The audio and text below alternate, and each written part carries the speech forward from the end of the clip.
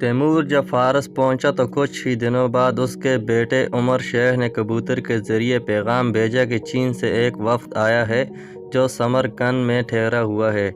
شیخ عمر نے پوچھا کہ تیمور کب ماوراء النہر واپس پہنچے گا۔ اس نے یہ بھی لکھا کہ چینی وفد اپنے ساتھ بیش و بہا تحائف لایا ہے اور ان کا سربراہ کہتا ہے کہ چین کا بادشاہ امیر تیمور کے ساتھ دوستانہ تعلقات قائم کرنا چاہتا ہے۔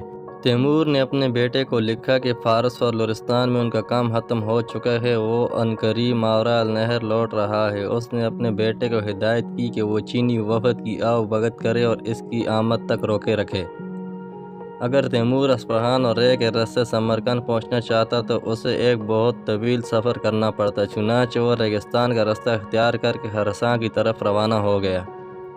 جیسا کہ زابلستان کی طرف جاتے ہوئے اس ریگستان کا ذکر آیا تھا تو بتایا گیا تھا کہ موسم گرما میں اس ریگستان سے گزرنا ناممکن تھا، لیکن اس موقع پر چونکہ ہوا میں ہنکی تھی اور گرمی کا ڈر نہ تھا، لہٰذا تیمور بغیر کسی حادثے کے بیرجند تک پہنچ گیا۔ یہاں سے آگے وہ اپنے ہراول دستے کا پیغام کا انتظار کر رہا تھا، مگر کافی دیر گزرنے کے بعد بھی اس کی طرف سے کوئی اطلاع موصول نہیں ہوئی۔ تیمور سمجھ گیا کہ ہراول دستے کے ساتھ کوئی حادثہ پیش آ گیا ہے۔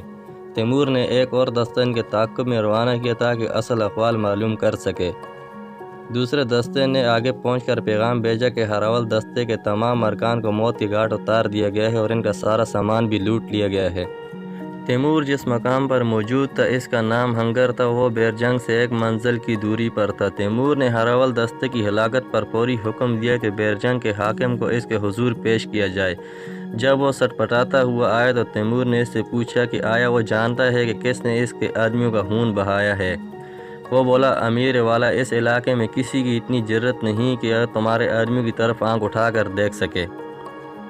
بلا شبہ یہ کام کسی دوسرے علاقے کے لوگوں کا ہے، کوئی خراسانی ایسا کرنے کی جرت نہیں کر سکتا۔ اگر مجھے اجازت دیں تو میں موقع کا معائنہ کر کے جاننے کی کوشش کرتا ہوں کہ یہ کام کس کا ہے۔ تیمور کے اشارے پر بیرجنگ کا حاکم تیمور کے چند افسروں کے ساتھ جائے وقوع پر پہنچا اور جلد ہی واپس آ کر کہنے لگا، اے امیر، تمہارے آدمیوں کو قلزئی لوگوں نے قتل کیا ہے۔ تیمور نے پوچھا، قلزئی کون ہیں؟ اس نے جواب دیا، یہ لوگ ملک غور کے رہنے والے ہیں۔ ملک غور ایک وسیع سلطنت ہے جو ہرات سے لے کر کابل تک پھیلی ہوئی ہے۔ آج کل وہاں ابدال قلزئی کی حکمرانی ہے۔ تیمور نے پوچھا، مجھے یہاں سے غور کے لیے کون سا راستہ اختیار کرنا چاہیے؟ کیونکہ اگر یہاں سے ہرات اور ہرات سے غور جانا چاہتا تو یہ بے حد طویل راستہ ہو جائے گا۔ مجھے یقین ہے کہ میرے سپاہیوں کو قتل کرنے والے یقیناً کسی دوسرے مختصر راستے سے آئے ہوں گے۔ بیرجنگ کا گورنر کہنے لگا، اے امیر والا، تو یہاں سے سیدھا اسکندریہ چلا جاؤ، وہاں سے شمال کی طرف ملک غور میں داخل ہو سکتا ہے، لیکن میں کہوں گا کہ تو غور جانے سے چشم پوشی کر لے، کیونکہ وہاں داخل ہونا بے حد خطرناک ہے۔ قلزئی لوگ اس ملک میں حکمران ہیں، انتہائی نڈر اور بہادر لوگ ہیں۔ تیمور نے بیرجنگ کے گورنر سے پوچھا، تجھے یہ کیسے معلوم ہوا کہ میرے آدمیوں کو قتل کرنے والے قلزئی ہیں؟ وہ بولا، عام طور پر حملہ آوروں کو کوئی نہ کوئی چیز مقامات واردات پر رہ جاتی ہے۔ جب میں تمہارے آدمیوں کی منتقل گاہ پہنچا تو میری نظر ایک تلوار پر پڑی۔ میں فوراً سمجھ گیا کہ حملہ آور قلزئی سپاہی تھے، کیونکہ وہ تلواروں کی مدد سے لڑتے ہیں۔ تیمور نے پوچھا، یہاں سے اسکندریہ اور پھر اسکندریہ سے غور تک کا راستہ کتنا ہے؟ بیرجنگ کے گورنر نے بتایا، تقریباً 420 کلومیٹر کا فاصلہ اسکندریہ تک کا ہے اور وہاں سے فیروز آباد تک کا، جو کہ ابدال قلزئی کا مرکز ہے، مزید 360 کلومیٹر کا فاصلہ ہے۔ تیمور نے اس سے دریافت کیا، فیروز آباد کیسی جگہ ہے؟ اس پر بیرجنگ کے گورنر نے بتایا، یہ ایک بہت بڑا شہر ہے جس میں ابدال قلزئی کے آباء و اجداد نے بڑے بڑے پتھروں کی دیواریں تعمیر کرا رکھی ہیں۔ اگر تم اس شہر کا 10 بر تک بھی محاصرہ کیے رکھو تو بھی اسے تخسیر نہیں کر سکو گے۔ تیمور نے مزید دریافت کرتے ہوئے پوچھا، قلزئی لوگ کس قسم کے ہیں؟ اس نے جواب دیا، وہ لوگ لمبے قد والے، انتہائی نڈر ہیں اور کسی لڑائی میں اس وقت تک حملہ نہیں روکتے جب تک کہ دشمن کے ایک ایک آدمی کو ختم نہ کر لیں، بالکل اسی طرح جیسے کہ انہوں نے تمہارے ہراول دستے کے ہر ایک سپاہی کو قتل کر دیا۔ اس نے یہ بھی بتایا کہ غور میں کئی پہاڑ اور سیم و زر بھی ہیں۔ تیمور ہنگر نامی گاؤں سے نکل کر اپنے سپاہیوں کے مقتل کا معائنہ کرنے خود گیا۔ حملہ آوروں ہراول دستے میں شامل 250 سپاہیوں میں سے ہر ایک کو قتل کر دیا تھا اور گھوڑوں سمیت ان کی ہر شے لوٹ کر لے گئے تھے۔ اس جگہ کو دیکھ کر یوں لگتا تھا کہ جیسے تیمور کے آدمیوں پر بالکل اچانک حملہ کیا گیا ہے۔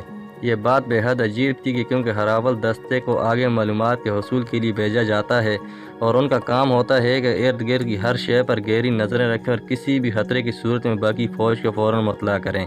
ہراول دستہ اگر غافل گیر ہو کر مارا جائے تو سمجھ لینا چاہیے کہ دشمن انتہائی چالاک اور حریف کو جال میں پھنسانے کا ماہر ہے۔ تیمور نے برجن کے گورنر سے کہا کہ کچھ فوجیوں کو اس کے ساتھ روانہ کر دے تاکہ دشمن کی واپسی کا راستے کا کھوج لگایا جا سکے۔ خراساں کے کھوجی اپنے کام میں بے حد مہارت رکھتے تھے اور ریگستان میں اونٹوں کے قدموں کے نشانات کے کھوج بھی لگا لیتے تھے، چنانچہ گھوڑ سواروں کے قدموں کے نشان تلاش کرنا ان کے لیے بے حد آسان تھا۔ تیمور کے آدمیوں کو قتل کرنے والے کلزئی گھوڑ سوار تھے اور ان کے سپاہیوں کے گھوڑے بھی ساتھ لے گئے تھے، چنانچہ کھوجی بآسانی ان کے راستے کا نشان پا سکتے تھے کیونکہ گھوڑوں کی سموں کے واضح نشانات موجود ہونے چاہیے تھے۔ کھوجی جنہیں بیرجنگ کے گورنر نے تیمور کے لیے کھوج لگانے کی ہدایت کی تھی 150 کلومیٹر تک کلزئی حملہ آوروں کے نشانات کا پیچھا کرتے رہے۔ پھر انہیں پتہ چلا کہ حملہ آور اسکندریہ کی طرف نہیں گئے بلکہ وہ اس مقام سے سیدھا فیروز آباد کی طرف گئے ہیں، جس سے راستے میں وہ سفر کرتے تھے وہاں پانی کے ذرائع موجود تھے، لہٰذا انہیں گھوڑوں کو پیاس کی ہلاکت کا کوئی ڈر نہ تھا۔ جب تیمور کو پتہ چلا کہ کلزئی حملہ آور فیروز آباد کی طرف گئے ہیں تو انہوں نے بیرجنگ کے گورنر کو مشورے کے لیے طلب کیا۔ وہ کہنے لگا، اب تو یہ بات واضح ہو گئی ہے کہ جن لوگوں نے تمہارے آدمیوں کو قتل کیا وہ بلا شبہ کلزئی قبیلے کی طرف گئے ہیں، اور یہ بھی ممکن ہے کہ ابدال کلزئی خود ان کے حملہ آوروں کی قیادت کر رہا ہو۔ اب تیمور کے لیے ضروری ہو گیا تھا کہ وہ ابدال کلزئی کو اس کی دلیری اور جسارت پر سزا دیتے۔ تیمور نے کبھی ایسے شخص کو نقصان نہ پہنچایا تھا جو اس کا حکم مانتا ہو اور جان بوجھ کر کسی بے گناہ کو نقصان پہنچانے سے گریز کرتا تھا، مگر وہ کسی کی اہانت، غنڈہ گردی اور سینہ زوری کو بھی معاف نہیں کیا کرتا تھا اور اس کا ضرور جواب دیا کرتا تھا، چنانچہ اس کے لیے ابدال کلزئی کو سزا دینا لازم تھا۔ تاہم یہ سوچ رہا تھا کہ ابدال کلزئی نے اس کے ہراول دستے کو کیسے غافل گیر کر لیا، حتیٰ کہ اس کے ہر سپاہی کو موت کے گھاٹ اتارنے میں کامیاب ہو گیا۔ برجن کے گورنر نے کہا کہ ہو سکتا ہے کلزئی کسی کاررواں کو نشانہ بنانے آئے ہوں، مگر چونکہ وہ انتہائی بے خوف اور دلیر ہیں لہٰذا انہوں نے تمہارے آدمیوں کے جنگی ساز و سامان اور گھوڑوں اور دیگر اسباب کے لالچ میں انہیں قتل کر دیا ہو۔ اسکندریہ پہنچ کر تیمور ایسے علاقے میں قدم رکھ چکا تھا جہاں کسی بھی وقت دشمن سے مد بھیڑ ہو سکتی تھی۔ تیمور کو اس علاقے کے بارے میں خاص کوئی معلومات بھی حاصل نہیں تھی۔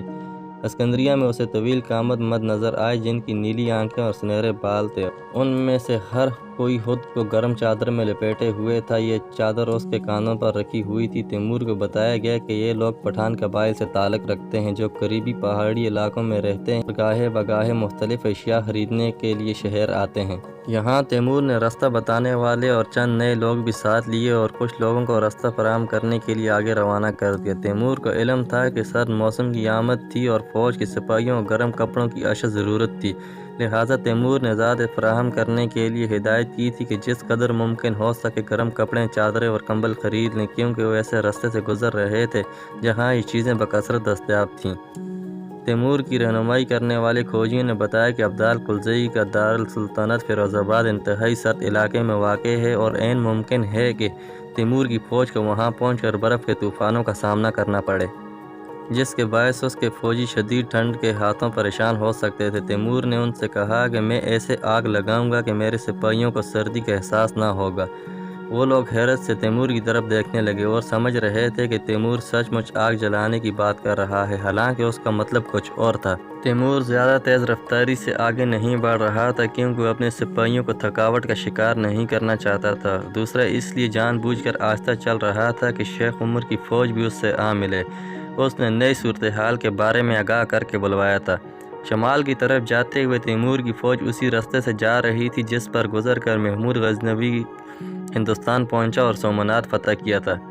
اس راستے میں جگہ جگہ تیمور کو محمود غزنوی کی نشانیاں نظر آئیں، اسے وہاں چنگیز خان کے سرداروں کی بھی نشانیاں نظر آئیں جو اسی راستے سے گزر کر ہندوستان پہنچے تھے۔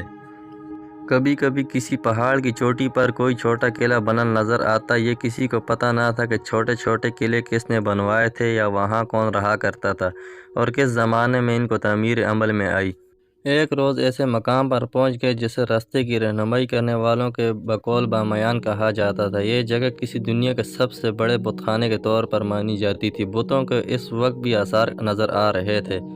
پہاڑیوں اور ٹیلیوں کو تراش کر بنائے گئے بت اس قدر بڑے تھے کہ انہیں مسمار کرنے کے لیے بہت سا وقت درکار تھا۔ جب تیمور بامیان پہنچا تو بتوں کو پوجا کرنے والا کوئی نہ تھا، مگر پھر بھی بت موجود تھے۔ تیمور کے پاس وقت نہ تھا اور نہ ہی اسے اس کام میں دلچسپی تھی کہ ان بتوں کو توڑتا ہوا گزرتا۔